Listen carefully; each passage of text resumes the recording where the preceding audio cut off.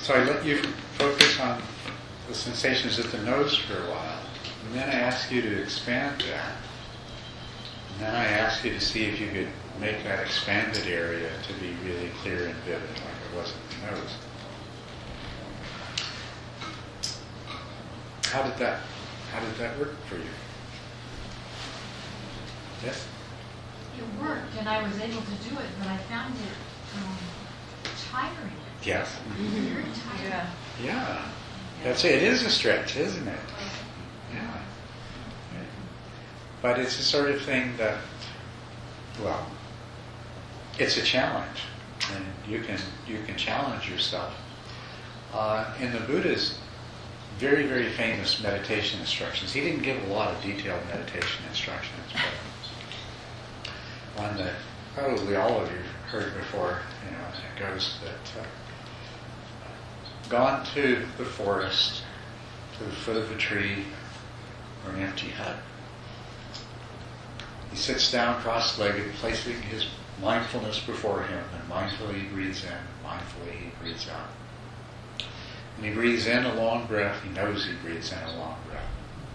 When he breathes out a long breath, he knows he breathes out a long breath. When he breathes in a short breath, he knows he breathes in a short breath. When he breathes out a short breath, he knows he breathes out a short breath. This is a lot of very focused awareness, and it's not dull, it's very clear. And then he says, experiencing the whole body as he breathes in. He trains himself. Experiencing the whole body as he breathes out. He trains himself. And this is a very good practice to expand your awareness, and you can expand your awareness to include your entire body. Did you feel sensations of the breath in your arms and hands? Mm-hmm. How many of you did? Were you surprised to find the sensations of the breath there? No? You felt them before? Okay, so if you expand that, you probably won't be surprised when you find them at the tips of your ears and in your toes as well. So, but it's a stretch. You have to actually increase the power of your conscious awareness to make yourself able to do that. And you until you've tried it, you have no idea how far you can go with it. It's actually quite interesting. Then I ask you to bring your attention back to tight focus at the tip of the nose again. How did you find that? Anything noticeable about that you care to comment on? It seemed easier. Easier than it was before? Mm-hmm. More sharper. Much sharper, yes, because you've stretched your awareness to include all that, and you've concentrated all back down. You've got all that same power, but it's not smaller. Did you find, I didn't actually ask you during the meditation, but I hope you remember to continue to be aware of what's going on in your mind. Did you by any chance notice a change in the background thought activity of your mind as we expanded awareness? There wasn't really a lot of mental room left for other thoughts. And then when you came back to your nose, maybe you noticed that it took a while before that started to come back again. That there was a period of greater mental quiet as a result of that. Yes? Well, when I start breathing deeply and I really get into this meditation state, I have this distinct physical feeling of warmth inside of my skull. Mm-hmm. Does it happen frequently? There are a variety of sensations like that do happen, yes. And not to dwell on any of them in particular. They vary a lot from person to person. But yes, it's not unusual to feel warmth or pressure, or sometimes a pulsation, or sometimes people feel as though there's a pressure on the top of their head. And also have a very bright light appear. Start to feel twitches and tingles in your body or jerks. There's a whole variety of things like that. We'll talk a little bit about the significance of all of that in a few minutes. It was one of the things I did want to talk to you about. Anything else anybody has to mention? Yes. I've been working for some time with this kind of whole body meditation. And I have been experiencing something different, and that is that, I do go by segments of the body. Mm-hmm. And I'm beginning to notice that the sensation originates in the mind. Aha, yes. Yeah. Yes. So can you tell me something about this? Can you explain this? Well, tell me exactly what you mean by. So if I'm focusing on my toes, for instance, I begin to move my awareness to that area, and then I begin to feel things there. But there's also like a dialogue between what I'm feeling there and the awareness that sensation originates in the mind. I can't tell you much more than that. Okay, so if you have your attention on your foot, and there's a dialogue, and you realize that sensation you're feeling in your foot, it's there, but it's here. It's there and it's here both at the Comes same from time. here. What about when you go back to your nose? Do you have the same experience? It doesn't happen there. Because the sensations are stronger and clearer as coming from the nose, whereas in your feet, they're more subtle. Yeah, and it's almost like I have to direct it more. That the mind has to make a greater effort to be able to notice them, as opposed to I've been focusing on the breathing on the nose long enough that there's not that effort. Well, so you see what will happen if you keep doing this, experiencing the whole body with the breath. If you keep doing that, you will start to feel more and more sensations in your entire body that seem to ebb and flow and correspond to the breath. And then at some point, these kind of take on a life of their own. They move like subtle currents through your body. Most people will tend to unhesitatingly attribute all of these sensations to the body. There's something happening in my body. I'm feeling electric currents in my body. I'm feeling energy flowing in my body. Things like that. It is true that sensation originates in the body and is interpreted and felt in the mind. But what originates in the body isn't anything like what is experienced in the mind at all. And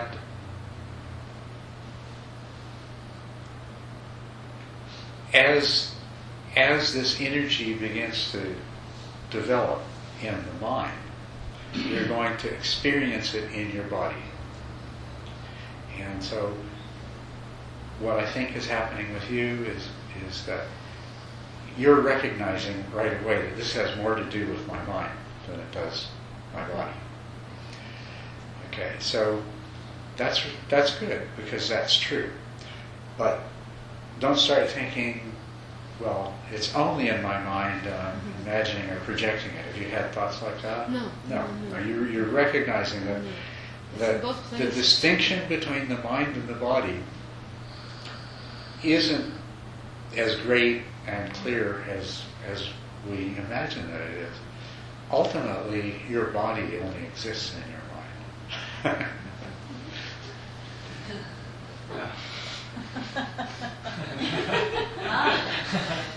That's why I asked you, when you went back to the nose, it still seemed like it was in the body and not so much in the mind. But at some point you might start having an insight, realizing that, well, that's in the mind too. And it will give you this, wow, maybe everything's in the mind kind of feeling. And it is, but I'll let you discover that on your own. Yes. I really like bringing the breath through the nose, through the chest, through the diaphragm, and it's like a threesome.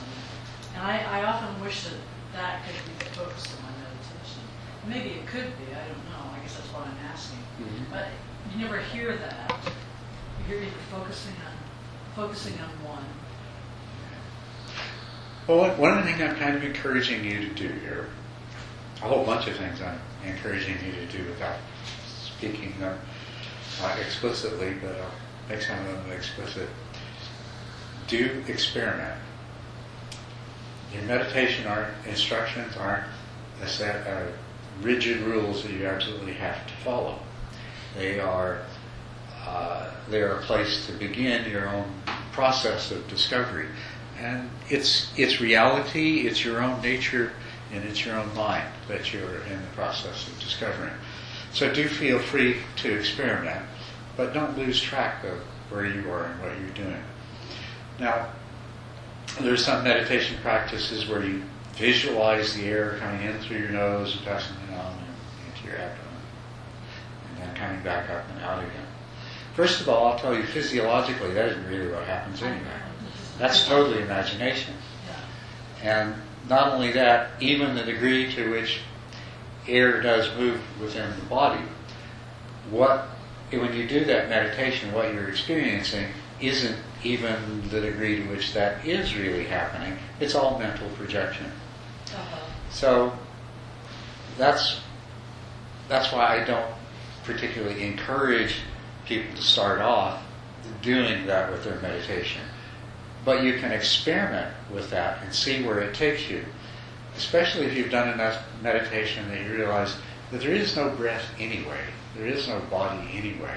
This is all the way your mind is accounting for its experience. It has to account for it. So, it comes up with concepts of air and breath and movement and body and so forth to make this whole nice, sensible story out of it.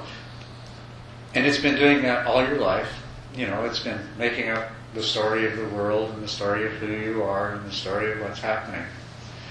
And ultimately we want to get beyond that. So that's why I don't like for people to start out with the story of my breath coming in and going down here and there and coming out. Because that's just another story, and it's in some ways even less of a true story than some of these other stories that we make up. But do feel free as you become confident that you're capable of.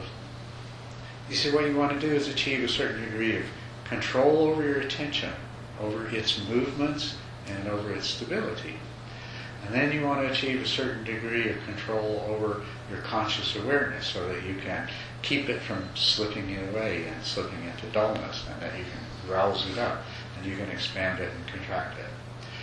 So keeping in mind that that's what you want to do, then experiment with the different things you can do and see which ones of those help you, which ones of those reveal more things to you. There certainly is a feeling of a clear channel. I don't know if channel is the right word for it, but yeah. I know the air doesn't go down into you. I understand that. I mean, you know what I'm saying? That there's a feeling of definitely clarity coming down.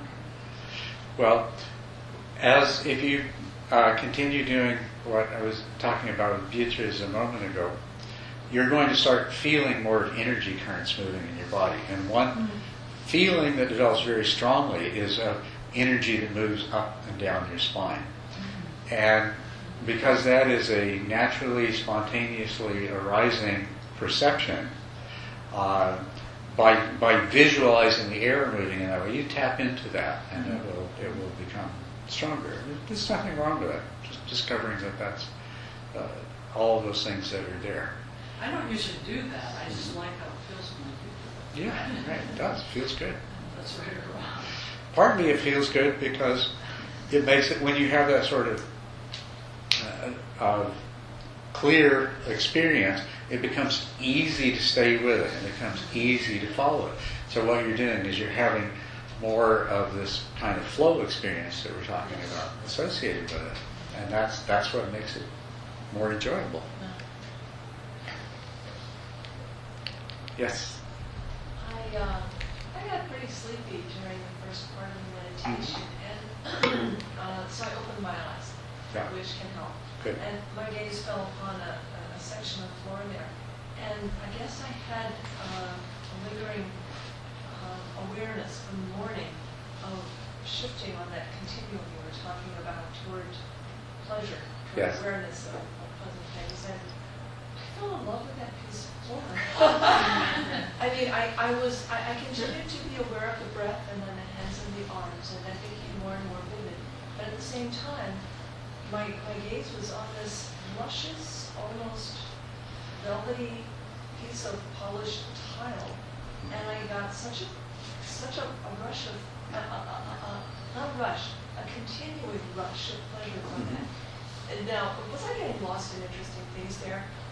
It was certainly pleasant, and I don't know whether it was significant, but it kept me awake.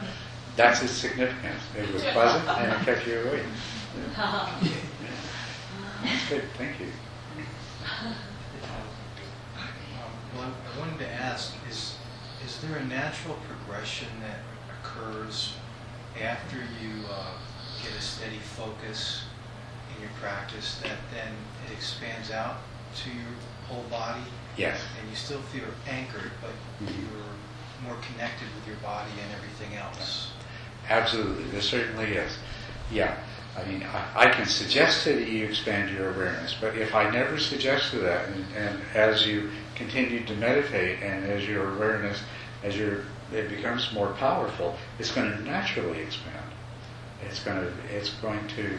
You can't really keep it from.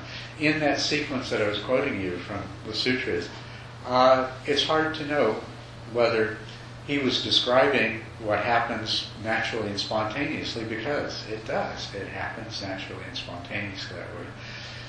Or whether he was suggesting it as a practice, which it is a very useful and powerful practice. But actually, I don't suppose it really makes any difference. When it begins to happen by itself, that's the right time to start doing it deliberately as a practice, too. But yes, it does. Everybody experiences this eventually. That awareness you just can't keep that consciousness down anymore. It's starting to grow and take everything in.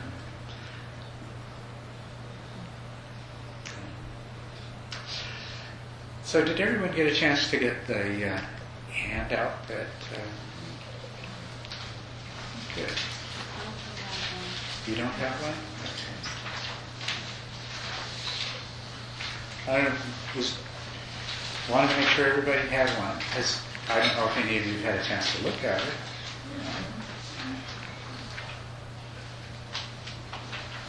See if any questions arose as a result of it. Just wanted to shift the conversation a little bit towards what is the role that joy, piti, plays in meditation. Where does it occur? Why is it important?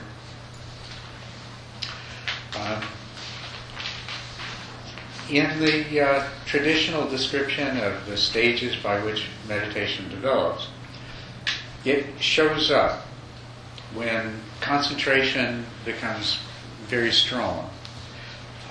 It shows up about the same time, shows up very strongly and consistently about the same time when concentration becomes effortless. That people will experience certain degrees of piti before that. Whenever somebody has a period where their concentration is pretty strong, it can manifest. Before you have acquired much skill in meditation, it's completely unpredictable when it happens. It will just be an episode where your concentration's good and piti or some of its other manifestations show up. When it does show up, it doesn't always manifest as joy and happiness. I mean, eventually it will, but a lot of times it shows up in other forms first. Strange sensations and movements of the body. And you may think, well, what on earth does this have to do with joy? If piti means joy, why are strange sensations? And some of the sensations are lights. You're sitting there with your eyes closed, and you might see colors. You might see flashes. You might see a little pinpoint of light that kind of drifts around. Or you might be able to see a big, soft, fuzzy light, like, if your eyes are closed and there's a light shining on your eyelids, and they see that. And might grow and expand, might disappear. Some kind of illumination phenomenon is one of these sensations. Another is sound, like a ringing in your ear, or like hearing music in the distance, or buzzing, or something like this. Can be very pleasant, or it can be sometimes just a ringing and buzzing that's not particularly pleasant at all. Physical sensations in the body takes many different forms. You can feel chills, feelings of warmth, your hair standing on end, goosebumps, feeling like there is feeling of itches, or feeling like there's ants or some kind of insect crawling on you. A lot of those odd sensations like that. Movements. Very common to find your fingers or your thumbs, your hands beginning to tremble or to twitch. Sometimes there will be a feeling that your body just starts to rock, and you didn't intend it to rock, and you can stop it. But then you just go back to meditating, and your body starts to rock again, or sway from side to side. Sometimes you begin to salivate. You find yourself swallowing and swallowing and swallowing. What is all this salivation? Or your eyes can start to tear, or your nose will start to run, or something like that. Quite a few different strange sensations that can occur. Sensations of energy currents moving in your body are a very distinctive one. It can start with a very fine vibratory tingling on your skin that you might experience. It's rather pleasant. Then it may take the form of being more like an electric current, like how it is when not a really strong but a mild electric current passes through your body and you feel it. Or it can be more shocking than that. It can be really strong, shocking experiences. Usually that's associated with physical jerking. Your body will jump up, or suddenly your spine will straighten, or something like that. All of these various sensations and movements may seem to have very little to do with joy, but the connection is that these experiences in meditation, these experiences precede the arising of a strong sense of experience of joy.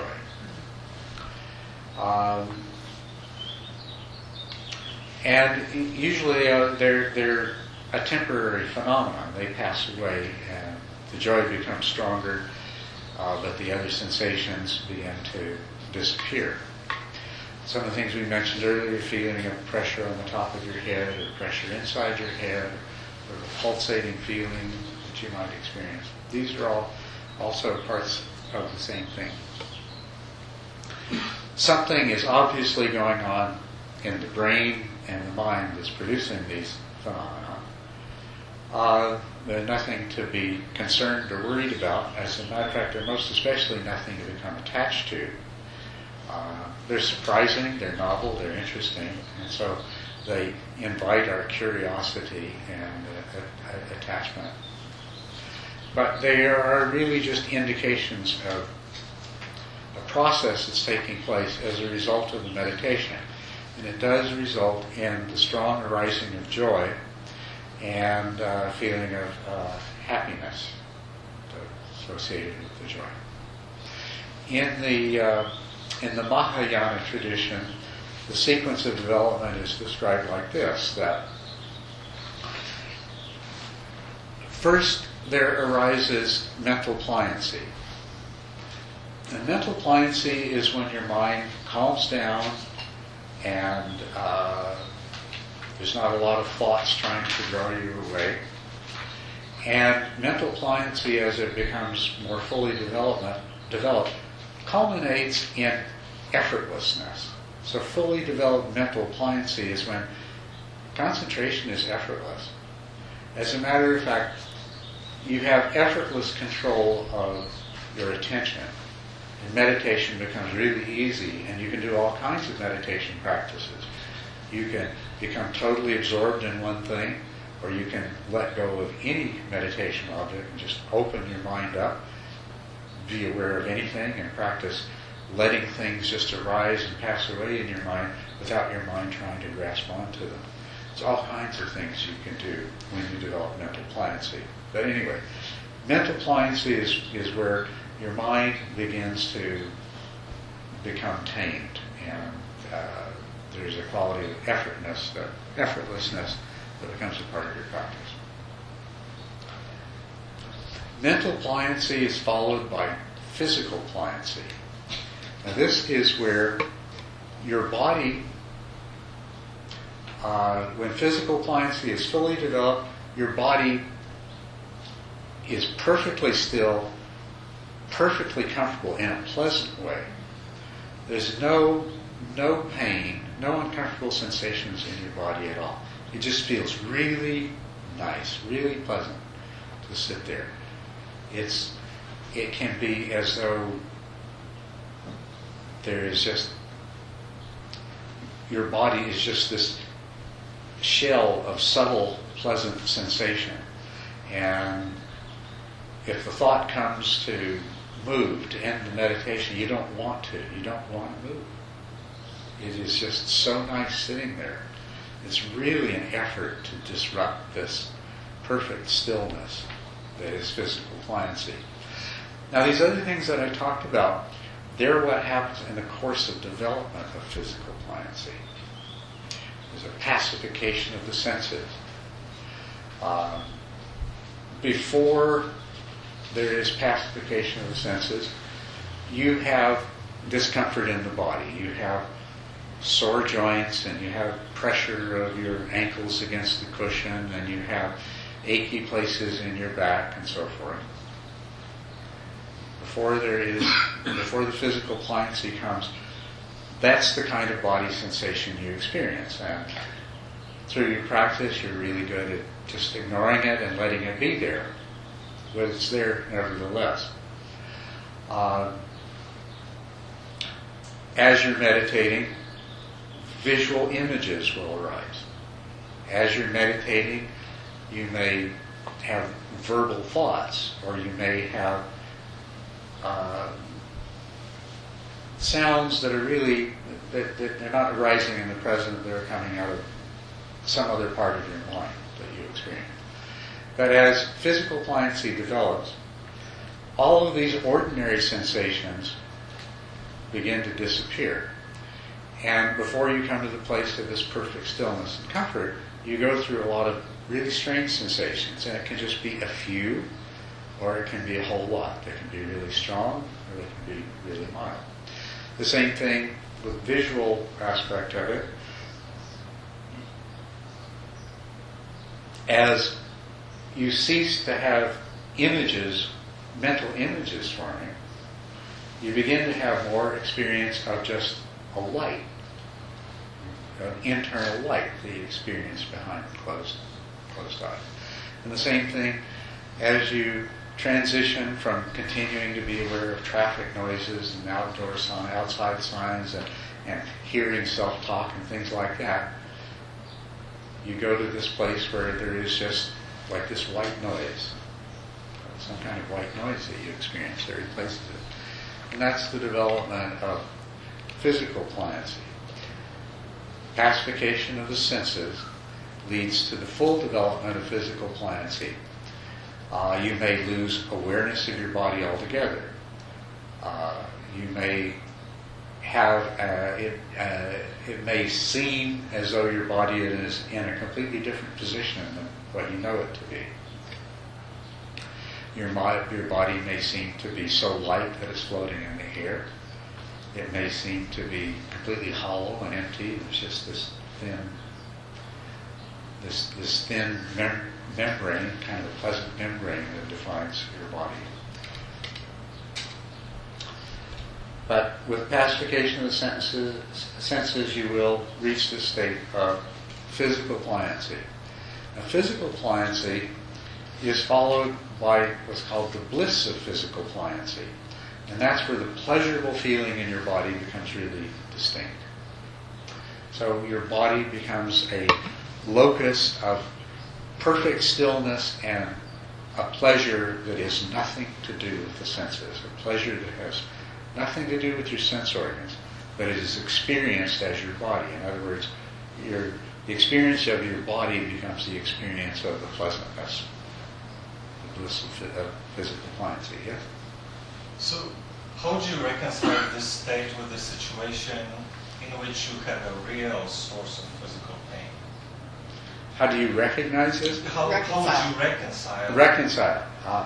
Well, what you'll find is when this develops, the physical pain first recedes to the degree that it is insignificant, and then it eventually disappears.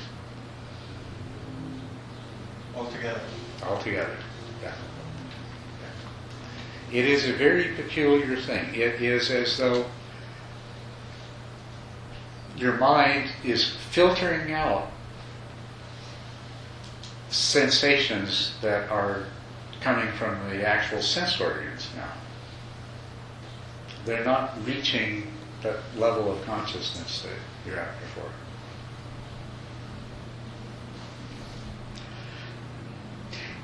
And then the bliss of physical pliancy is followed by what's called the bliss of mental pliancy, which is, in fact, it is the rapture, it is the joy and the happiness that we talk about, the piti and the sukha. So this whole process is named piti in the Theravada system, and it's actually named piti, pronounced slightly differently in Sanskrit. Priti is the way it's pronounced in Sanskrit. The whole process is called piti, but as you can see, it's only the final culmination of it as the bliss of mental pliancy that gives it its name. And everything else just kind of comes along with it as part of the package. So in meditation, when a meditator reaches a certain stage of concentration, they will go through the evolution of this, and they'll arrive at this place of physical pliancy, mental pliancy, bliss of mental and physical pliancy, and we say that piti is fully developed. In the Theravada system, though, whereas the Mahayana system describes these stages of pliancy and bliss, the Theravada system gives us another description that is really useful as well. It describes piti as arising in 5 different grades. 4 of them are incomplete arising of piti. The first is called minor piti, or minor meditative joy, and there is usually not much joy in there at all. It is the flashes of light, or the sensations in the body, or the movements, or things like that, just happening by themselves, unpredictably, for short periods of time. But they are the leading edge of the development of this. And then the next grade of piti, that's minor. The next is called momentary, and that's where more of these will occur.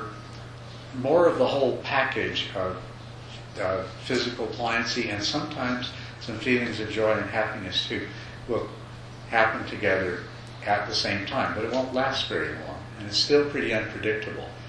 But usually by the time you reach the point where you're experiencing momentary piti, it's happening more often. It's an indication that your skills in meditation are improving to the point where you have these periods of unusual sensations and joy and happiness arising. The third grade is called wave-like, because starting to be all the different components there, but they'll come and they'll get stronger and then they'll fade away and they'll not be so strong. Might even disappear, but then they'll come back, and so it's wave-like. They're coming and going. It's sometimes called showering too, because you'll feel tingling sensations shower over you. Then the fourth grade, where it's still incomplete, is called uplifting, and now it starts to become very intense, but it still doesn't last that long. It comes and it goes. But the fifth grade is what corresponds to the full development of PT, with the physical pliancy and the mental pliancy and the blisses of physical and mental pliancy. And so this is that distinctive stage in the development of meditation practice. It sounds very amazing. It's called rapture. It's like, oh wow, how could that happen? It's quite wonderful. And it is quite wonderful.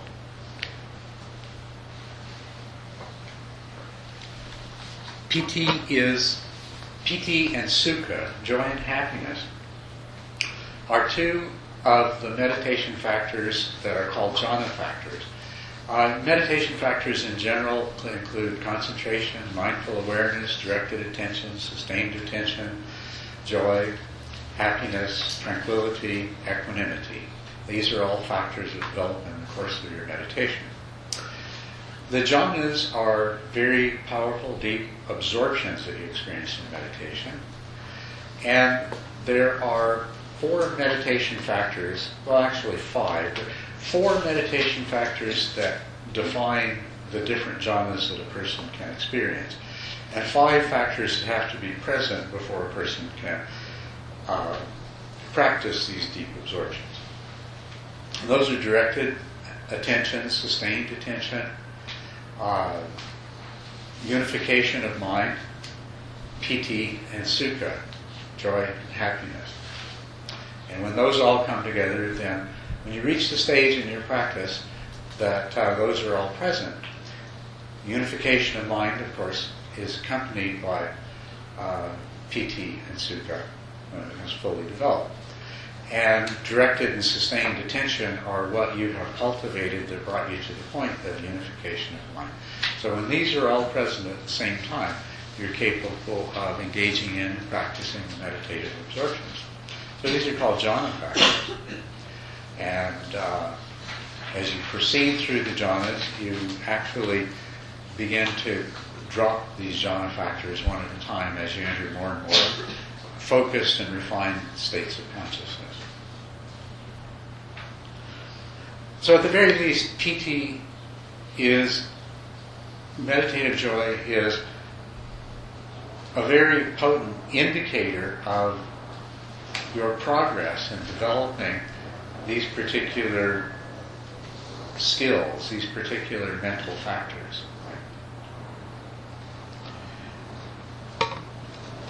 And their presence allows you to do certain kinds of practices, such as the jhana practices, which you may not be familiar with them, but the jhana practices are an extremely powerful way of doing vipassana, but it requires very, very strong concentration to do that. But aside from that, we find PT, joy, being mentioned in other contexts. And one of them is as an enlightenment factor. And getting a little late today. Might have to continue some of this tomorrow, but joy is an enlightenment factor. Now, we've talked a lot about joy, the nature of joy, how it causes the mind to function. I'm just wondering if you can extrapolate from anything that we said enough to see why joy might be considered an enlightenment factor, or actually the word I like better is awakening. It's one of the 7 factors of awakening.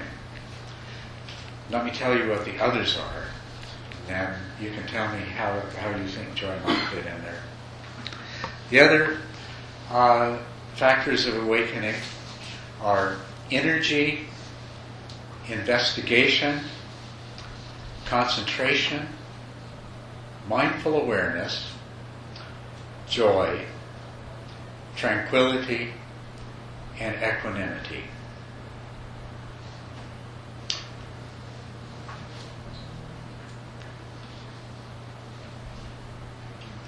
Actually, you might not be able to see why any of these are factors of awakening. I think of them as sort of a nourishment and a source that I can tap into. Sometimes it sort of seems continuously, but sometimes it seems different ones at different times. Mm-hmm.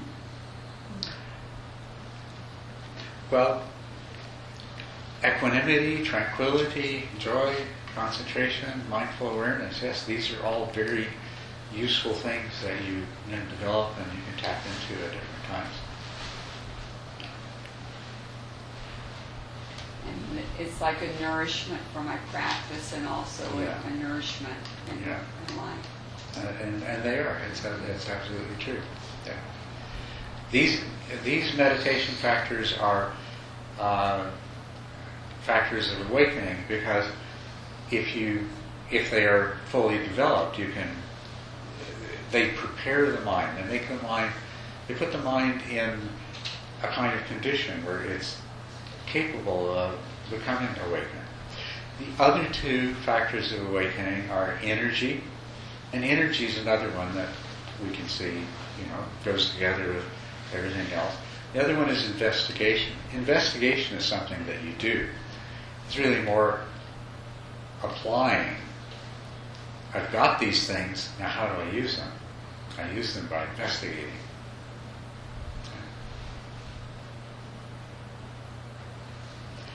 And awakening, it's like waking up from a dream. It's like, it's because you come to a new state of knowing, of knowledge, of wisdom.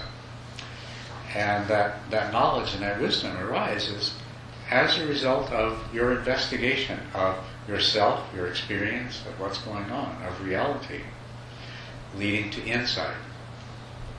And so all of these 7 factors of awakening, they come together to bring you to the point where you gain insight, knowledge, wisdom, and it brings you from the state of going through life trapped in a dream to being awake. Energy, by the way, we translate that one as energy, but it really, whereas it is energy in the sense that you have to have that inner energy, drive, whatever, to carry out the investigation. Then you could have the other 5 factors of enlightenment without energy and without investigation. And in some ways, better translation of the word viriya, which we translate as energy, would be diligence. It's more describing how you go about carrying out this investigation. So, an energetic or diligent investigation carried out by a mind that is imbued with these other factors of well-developed concentration, mindfulness, joy, tranquility, and equanimity. But this kind of brings us back to the question of what is the value and usefulness of joy in this? I mean, I think you can see why concentration, attentional stability is important. If you're going to investigate reality, you need a mind that you can focus on whatever it is that you want to investigate, right?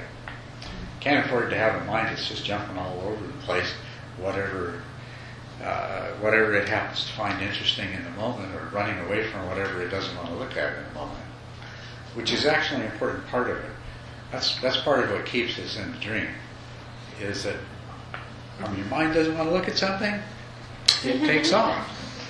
And not only does it take off, but it produces this big smoke screen of all these thoughts about why you shouldn't be looking at things like that. So concentration, you see why that's useful. Mindful awareness, yeah, powerful mindful awareness. If you're going to investigate your mind, investigate reality, I think you can see why you need that. How about joy, tranquility, and equanimity? Yes. It seems like a lot of them are these like interesting collection of feedback loops where, I was thinking about this once during meditation, where it seems like to really have kind of strong concentration, it's really useful to have equanimity. And equanimity is developed alongside because it's that grasping towards other things that is, kind of settled through equanimity that allows the concentration to persist. Mm-hmm. And similarly, to have like the joy can be harnessed towards the energy and the diligence because, like you've talked about before, having a positive, conditioning of certain processes. If you have joy every time you sit down, you want to sit down. And so they all seem to kind of like loop into each other and create this kind of blossoming system. Yeah, that's very good. Yes, that's exactly true. They do. They develop together. They interact with each other. They reinforce each other. You can't really develop concentration without developing mindful awareness. It's just not simply possible. Mindful awareness allows you to see what's going on in your mind and to realize what's getting in the way of your concentration. In the very beginning, it's what allows you to know that you're not paying attention to what you intended to pay attention to. And then as you go along, it's mindful awareness that alerts you to the distractions that threaten to carry you away from it, or the dullness that's present that threatens to carry you away from it. But nor could you really develop mindful awareness without concentration, because how do you develop powerful mindful awareness if you can't rein in the monkey mind that's constantly bouncing around everywhere? Joy, tranquility, and equanimity are all a part of this. Yes, we need, as equanimity develops, we find it easier to disregard distractions and develop concentration. And equanimity allows us to exercise mindful awareness in a way that we stop jumping to conclusions and judging, and instead of exercising mindful awareness, we slip into, if we don't have equanimity, we start off being mindfully aware of an object, but in no time at all we slipped into a whole process of thinking about it and judging it, and we're no longer seeing it as it is. We're no longer exercising mindful awareness. We're slipped back into our fantasies once again. All of these things very much work together, and they're intertwined, and they develop together. Joy has a very interesting role to play in this. If you think about joy as we've talked about it, and hopefully as you've come to experience it to some degree or another in either meditation or other practices like we did at lunch. And if not, I want you to do this. Joy frees the mind. It is particularly liberating because your mind is normally under the compulsion of craving, of desire and aversion. Your most fundamental programming is to pursue pleasure and avoid displeasure. Most fundamental programming. Joy liberates you from that, especially meditative joy, internally generated joy, joy that is not dependent upon external things. Because, it provides you with pleasure. By seeing things in a positive and wholesome way, you experience pleasure. You don't need to pursue it. It, as we mentioned, even that which is unpleasant is less so. So it reduces the compulsion of aversion. We don't need to keep running away from things. When you're in a state of joy, you can let it come and you can let it go. You don't need to grasp onto the pleasures. You can let them go. You don't need to run away from what's unpleasant. You can let it come. You can let all of it come and go. It is conducive to the development of equanimity and tranquility. Now, when joy first develops, it's not quite so liberating because it's very exciting, and because it excites your appetite for pleasure. And so you want more of it. Oh, this is wonderful. Oh, I want more of this. And sometimes you're just so filled with the energy of joy that you can't even continue to practice. It's just like, you're too excited. I have to go tell somebody about it. I got to, teaching meditation, it's wonderful when this happens. But it's happened quite a few times. In the middle of a retreat, somebody, they don't wait for an interview. They come seek me out and say, oh, I got to tell you what's happening to me, or what I had, or what I'm experiencing. That's all. It's all the joy, and it's wonderful. I'm so happy for them. They're back to that place. But now they have to go back and get used to it. And let the energy of joy subside so that tranquility, the joy becomes accompanied by tranquility. So that now, instead of this agitated excitement, you still have the joy, you still have the positive perspective on everything, and you still have the experience of pleasantness that's not dependent upon circumstances being in a particular way.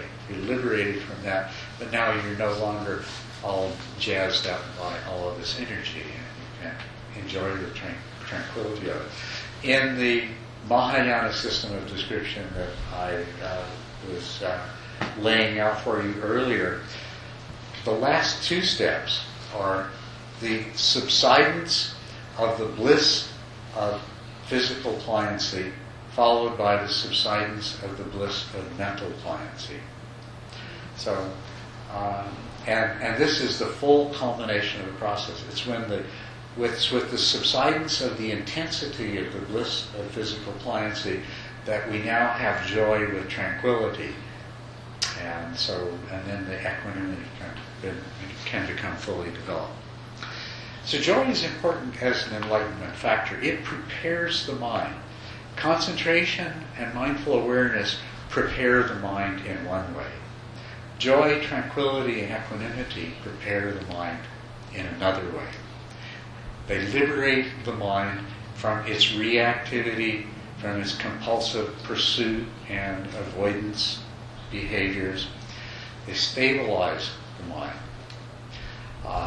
Then the very definition of equanimity is really non-reactivity of the mind. They also, because joy puts your mind in a state of an experience of happiness, of pleasantness that is independent of circumstances, it is a very good place for your mind to be when you confront some of the most frightening realities, which are in fact the insights that you need to see to become truly liberated. And if you have a mind that is in a state of joy with tranquility and equanimity, this is a mind that it can confront anything. It's a mind that can confront the reality of no self, the reality of the emptiness of the world that you've been so attached to, and can allow you to see it for what it is without experiencing terror and misery and the feeling of lostness and hopelessness, which otherwise you might be susceptible to. So it's a very important factor of enlightenment.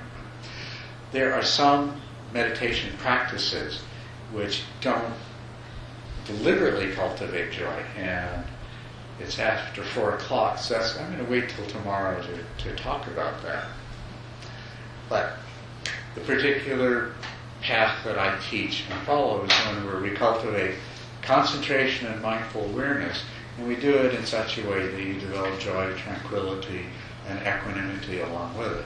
Then you can investigate reality with diligence, and you're able to confront and accept whatever your investigations present to you. So, anyway,